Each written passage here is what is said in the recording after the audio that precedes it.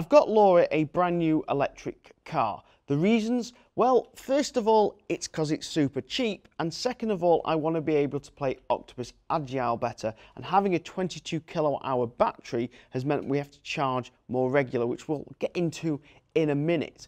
But first of all, what car is it? Now, I've made some clues and some hints all over social media as I've been getting this car, and some people have guessed it correctly, but the majority of you guessed it wrong. There's going to be some hints and clues all the way throughout this video until the big unveil at the end. So if you can make a guess, put your time code of when you've made your guess and what car you think it is in the comments down below. There's no prizes, but I just want to see who gets the closest and at what point you guess it. Now, first of all, your big first clue. It ain't a Tesla. I haven't done the typical electric car YouTube channel thing and bought a really expensive electric car, and I'm going to then do videos constantly about an electric car that the majority of people can't afford. No, I have bought an affordable electric car, and that is why I've bought it, because it's what we could afford.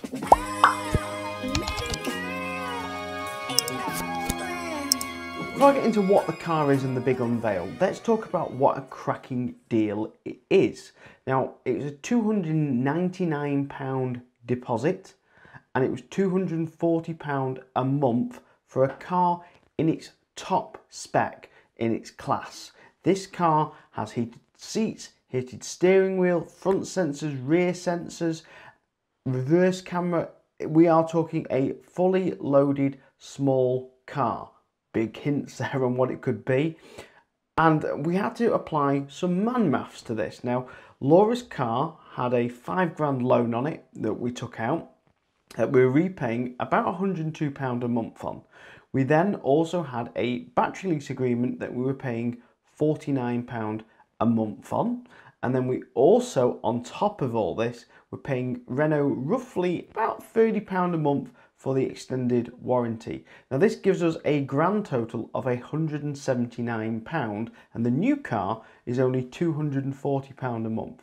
So applying some man maths and some logic that obviously that the car is going to be needing some more services on the Zoe. So we're going to be needing a new 12-volt battery soon. We're going to probably be needing some tyres in the next sort of 2 years. Probably going to be needing some other bits on it that are, you know, getting to those ages of just general wear and tear, like another brake fluid change.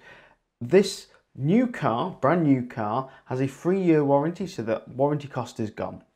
There's no battery lease, so the battery lease has gone, and the loan is just basically being swapped over to this new agreement. So it's a relatively small outlay to have a brand new car with double the range figures. And also, Laura's more than happy because she's now got a heated steering wheel for the summer. Now, I mentioned Agile, and the reason I mentioned Agile before is having a 22 kilowatt hour Zoe meant that we were charging Laura's car, depending on where she was going and what she was doing, roughly every 2 to 3 days. And this 2 to 3 day charging on Agile was a bit of a pain in the neck, because some days on Agile you might only have a decent half-an-hour period, and she just maybe wouldn't have the range to get to work, so we might have to charge for even longer.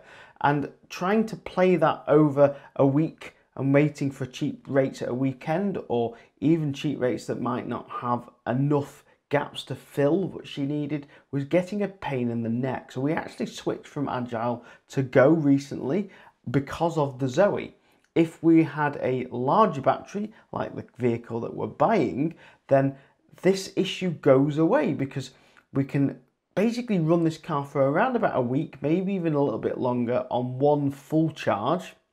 So if we start it off with a nice full charge, and we could trickle over with Agile based on what the rates are, we can wait for those cheaper rates on a Sunday, where the lower CO2 and lower usage on the grid means cheaper prices on Agile. So it means that we can be a little bit greener by picking lower CO2 rates, but it also means we can save a little bit of money on Agile, because I am still 100% convinced Agile is a better way to consume electricities by incentivizing you with money to charge at lower, more convenient times and lower CO2 rates.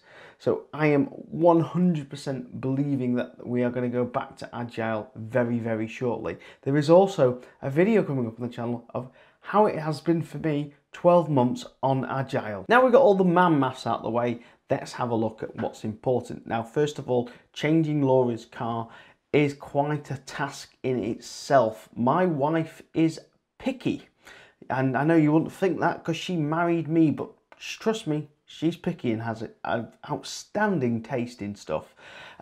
She basically had one major red line that she would not cross, and that major red line was the first issue on why we didn't firstly look at this car. The deal that we first originally saw on this car was even more outstanding value. It was £299 deposit and £209 a month, but that was the base spec model that only had reverse sensors.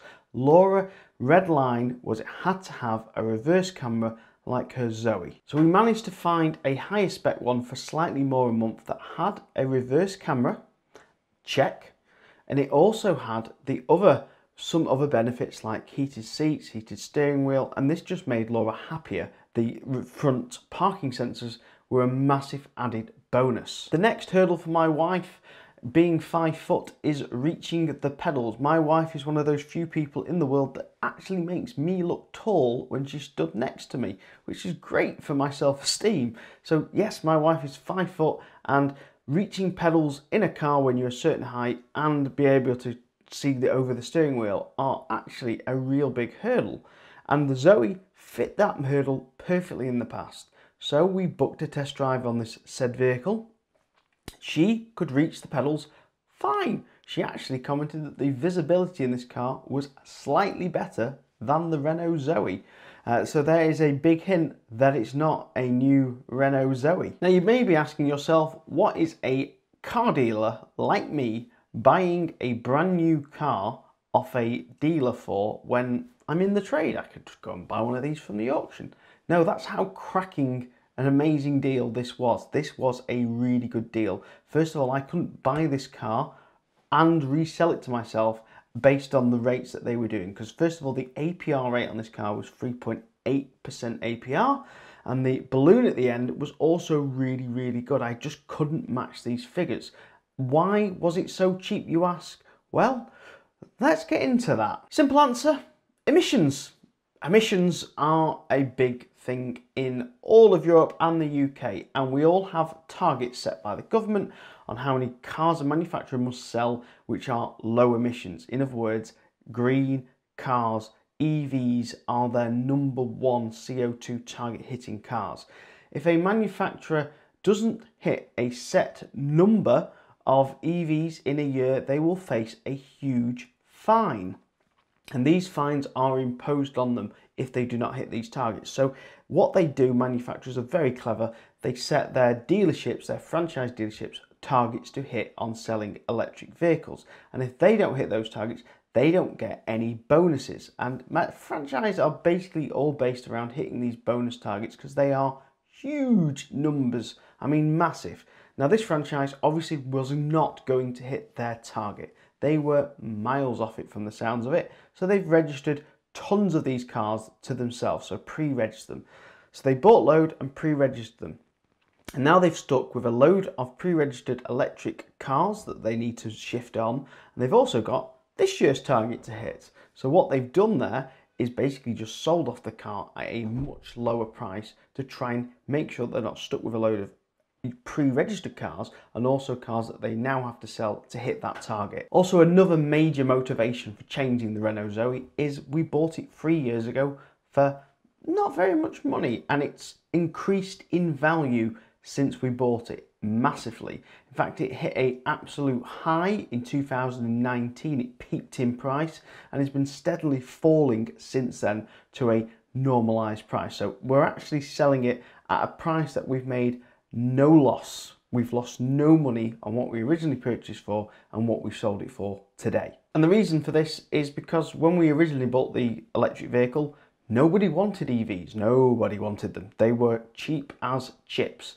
And obviously there's a ban coming in 2030 that's made them slightly more popular. So prices and demand has shot up over the last couple of years, and that has increased the prices. And prices now are starting to stabilise a bit more on used EVs because there is more supply of new EVs than there used to be, and this is going to just trickle down into more affordable used electric vehicles, which is another reason why we've changed the car now, because we want to be looking forward on what our car will be worth in 4 years, which is another reason we've took out a PCP agreement on this one for 4 years. It gives us the option in 4 years to either buy the PCP out or hand it back. Okay, so I've given you a ton of clues there on this video on what the car could be. If you've worked it out, you should have put a timestamp and the car that you think it is in the bottom.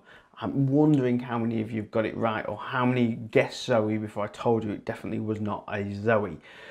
If you've worked it out and got it right, you'll find out in a minute. But first of all, here's a little picture of the roof as a final little clue on what car it could be. Probably doesn't help you because it's extra shiny, and the reason it's so shiny is I've coated it in a ceramic coating. The ceramic coating is listed down below in the description if you're thinking of buying the same one, and then I've also coated it in HD wax, again a link for that at the bottom.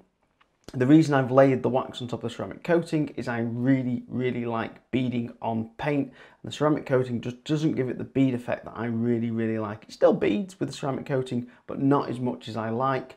And the reason we ceramic coated it is because Laura never washes her car, so this means that it will stay looking a little bit shinier for longer, and it means I can valet it, you know, once every now and again when I get a chance to bring it to work. Right, so time to show you what it is.